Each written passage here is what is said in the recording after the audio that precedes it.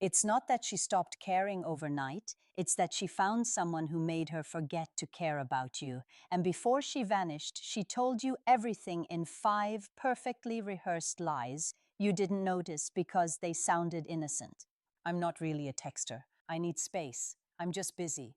But every word was a breadcrumb leading to someone else's bed. In this video, I'll break down the 5 lies women tell when they're sleeping with another man, how they sound, what they really mean, and the moment you should stop believing them. Because once you see the pattern, her silence won't hurt. It'll make sense. To better understand women, subscribe to this channel. Also, comment with your city or country to show how widely this message about the common sweet lies men encounter resonates globally. Now, let's get back to it. What you're about to hear next will completely change the way you respond when she says she's too busy. Number 1, I'm really busy right now. You've probably heard this one before. It sounds innocent, doesn't it? Like a woman who's juggling too much, trying to keep everything in balance, her job, her friends, her own peace. But let's cut through the illusion for a moment. When a woman truly desires a man busy disappears from her vocabulary, she finds moments that shouldn't exist. She texts from the elevator, calls between meetings, sends photos while she's out with friends because attraction doesn't respect time. It demands it. When she tells you she's busy, she's not communicating her schedule, she's revealing her priorities, and unfortunately, you're not on the list. That's not cruelty, it's hierarchy. You're not competing with her workload, you're competing with the man she's excited about. Men who don't understand this tend to rationalize it away. They tell themselves she's independent, she's focused, she's probably just overwhelmed. That's how emotional denial starts. You don't want to lose her, so you start accepting breadcrumbs. The delayed replies, the half-hearted conversations, the excuses that sound almost believable. But here's what really happens when you tolerate it. You silently teach her that you'll wait, that you'll accept any position. She places you in. You transform from the prize to the placeholder. Women consciously or not test value through access. The moment she senses that your world revolves around her, even when she's barely showing up, the respect evaporates. She knows she doesn't need to invest because you already have. That's how men end up trapped in emotional limbo, chasing someone who's already emotionally checked out. Now, here's the truth. No one tells you busy is rarely about time. It's about energy. When a woman says she's busy, she means I don't have the emotional bandwidth for you. And that bandwidth is being spent elsewhere on someone who excites her, challenges her, makes her feel alive. You've become convenienced. You're safe. Predictable, and in her psychology, predictability is the death of desire. You need to start watching what she does, not what she says. A woman's behavior is always louder than her language. If she's truly interested, you'll feel it in her consistency, not her excuses. You won't have to decode her time. She'll offer it to you without you. When a woman's time becomes scarce and her communication becomes detached, it's not a sign of confusion, but rather a clear message. In such a situation, the most effective approach is not to pursue, confront, or beg for her attention. Instead, the most powerful move is to withdraw your own. This isn't about punishing her, but about safeguarding your own energy. Instead of reacting to her absence, mirror it. By ceasing to invest where you're not valued, you shift the dynamic from chasing to asserting your power. Allow her to be busy. Let her schedule stay full. Let her realize eventually that you're not waiting anymore, because a woman who truly wants you will always find you no matter how full her calendar looks. And a woman who doesn't, she just gave you the answer you were too afraid to ask for. When a woman says she's busy, she's never busy. She's just busy avoiding you. Number 2, I'm not really a texter. That one hits differently, doesn't it? Because at first it sounds reasonable, even charming. You tell yourself she's just not one of those glued to the phone girls. She's low maintenance. She's different. But here's the uncomfortable truth. No, modern woman is not a texter. Her phone is her emotional oxygen. It's where she connects, flirts, validates, and escapes. If she's not texting you, she's texting someone else. When a woman tells you, I'm not really a texter, what she's really saying is, I'm not emotionally invested enough in you to stay engaged. And yet most men will take that bait. You'll nod, smile, and convince yourself it's fine. You'll keep texting first, waiting hours, sometimes days for her dry, half-hearted replies.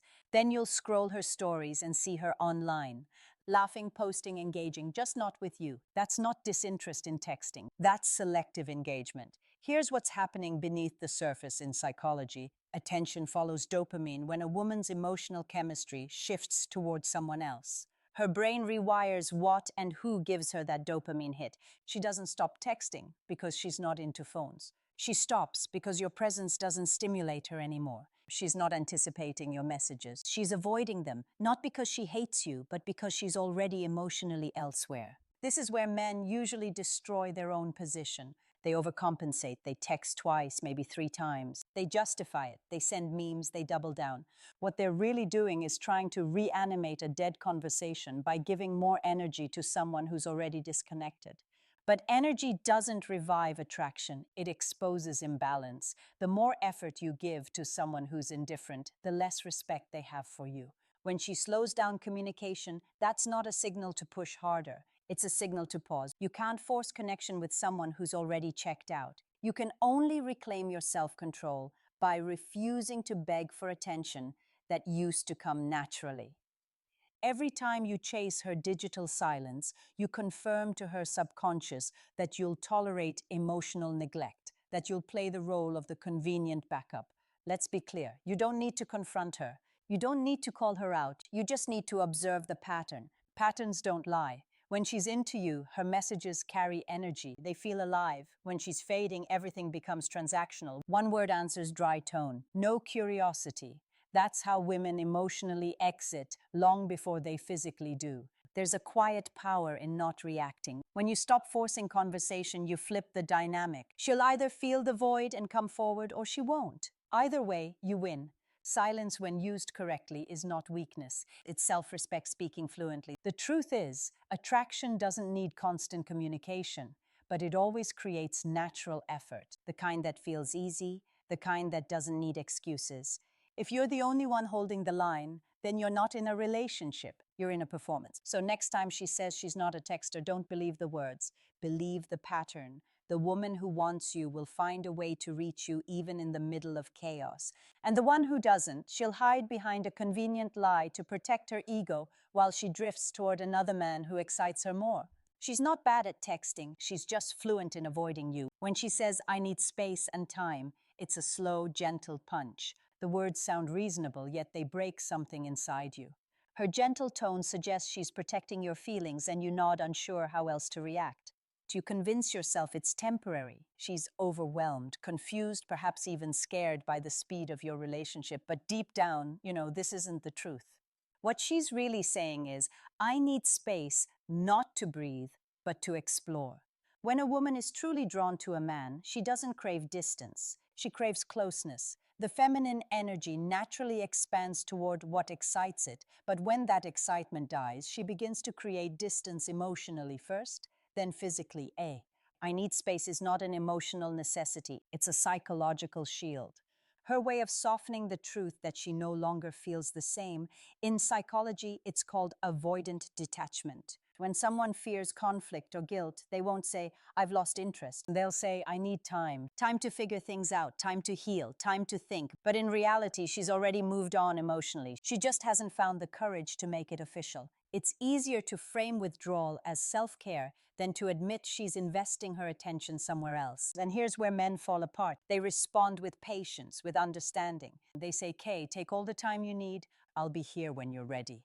That's not loyalty, that's self-betrayal. Because what you're actually saying is, I'll keep my life on pause while you decide if I'm still worth it. You've unknowingly surrendered your power to her indecision. You've become the emotional placeholder, keeping the door open while she figures out which direction she wants to walk in. You can't love someone into clarity. You can't wait someone into wanting you again.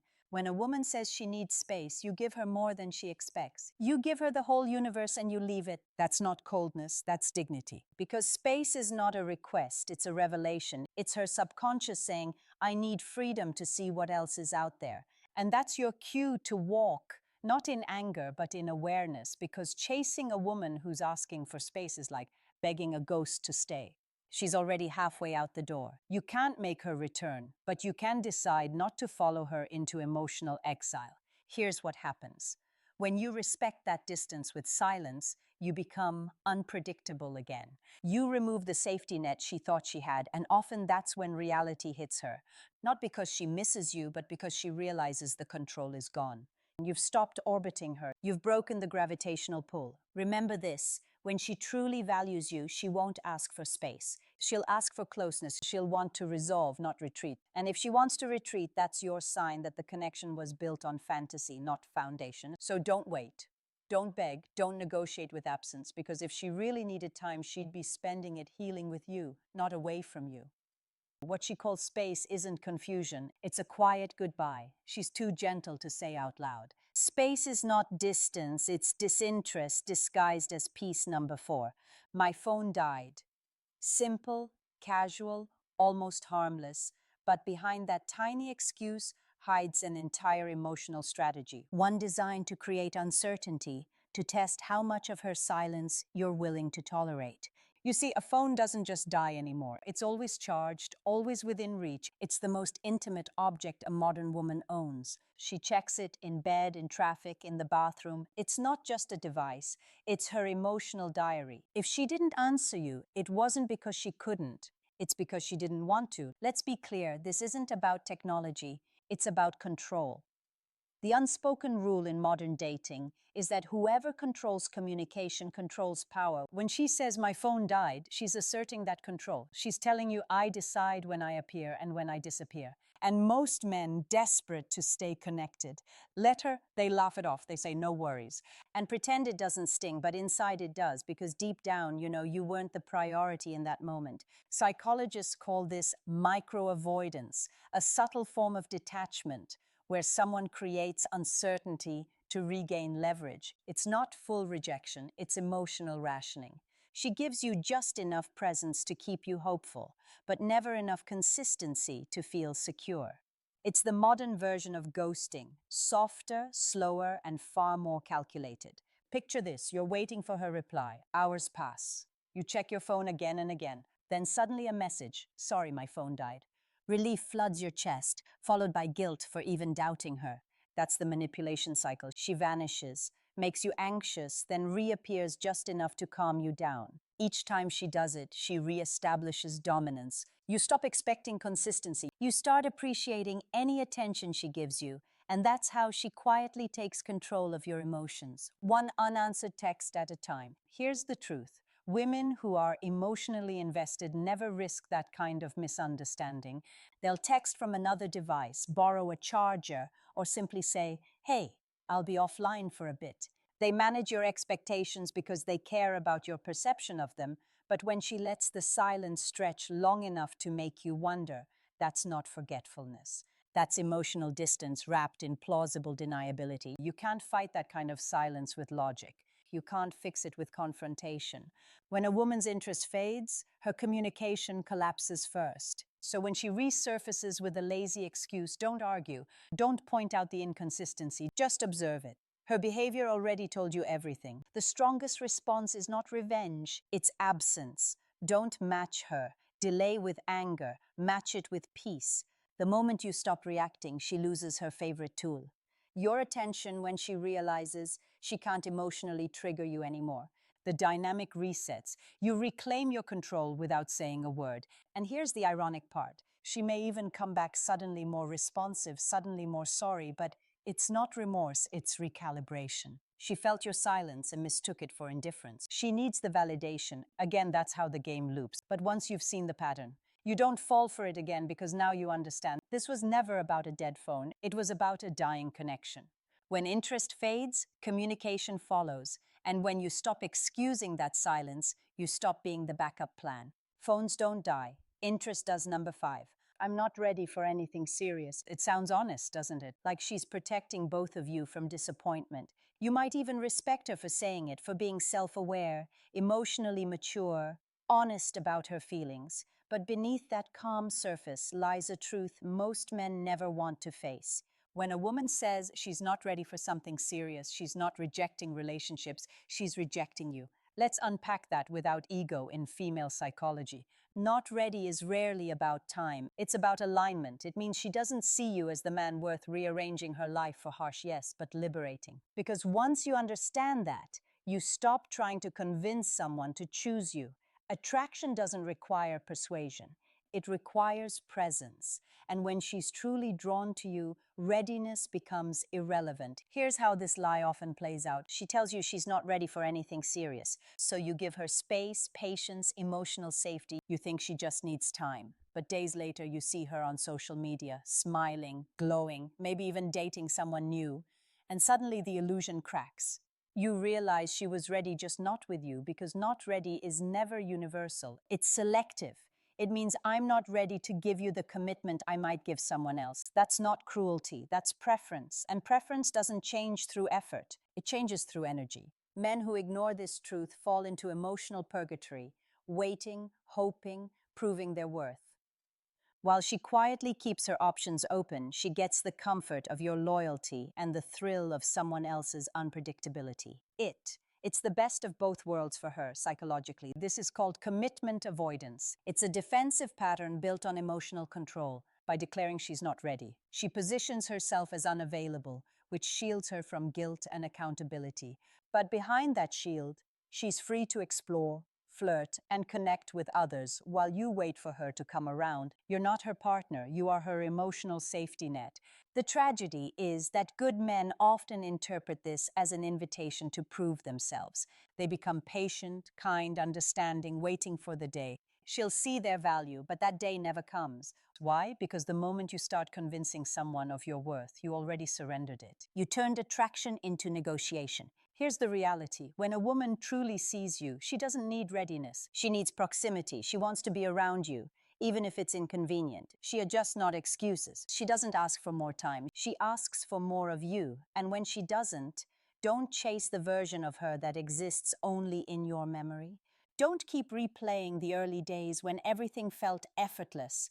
That woman was real, but only in that moment. What she's showing you now is her truth. Accept it, respect it, and walk away with your standards intact. You don't lose a woman like that. You free yourself from an illusion that was holding you hostage, because love, real love, doesn't sound like hesitation. It sounds like clarity. It shows up without conditions, without disclaimers, without timing, excuses. So when she says she's not ready for anything serious, don't take it personally. Take it literally. She's not avoiding commitment. She's avoiding committing to you. Now that you've seen it, clearly it's hard to unsee a woman's quiet signals of disengagement, often manifest in 5 distinct ways.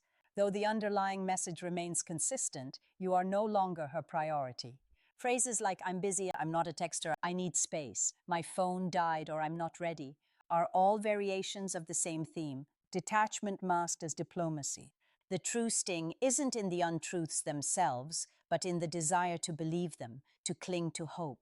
Rather than confront the undeniable truth, her actions reveal men often fall prey not to a woman's deception, but to their own denial. You perceive the shift in her tone, observe her increasing distance, and feel the growing silence, yet you rationalize it, labeling it as patience, understanding, or loyalty, rather than acknowledging the obvious. But it was something else. It was fear of seeing yourself as disposable, fear of admitting that the connection you thought was mutual was actually conditional. Here's what you need to remember. Words reveal interest, but patterns reveal truth, and the pattern never lies. A woman who truly values you will show up. Communicate and protect your presence in her life. A woman who doesn't will speak in riddles and expect you to decode them while she gives her energy to someone else. You can't control her honesty, but you can control your response. You can choose to stop negotiating your worth through someone else's inconsistency. You can stop chasing closure and start reclaiming clarity, because the moment you stop reacting to lies, they lose their power. If you want to stop being manipulated, stop negotiating your worth. Stop trying to prove you are the exception to her excuses. You're not here to convince, you're here to command, so walk with silence, withdraw your energy, observe more, speak less, and let your absence deliver the message. Your words never could you. Don't expose her lies by confronting her. You expose them by walking away. If this video hit you hard, that means it was meant for you. Subscribe. Share it with a man who needs to wake up and start living with your eyes open.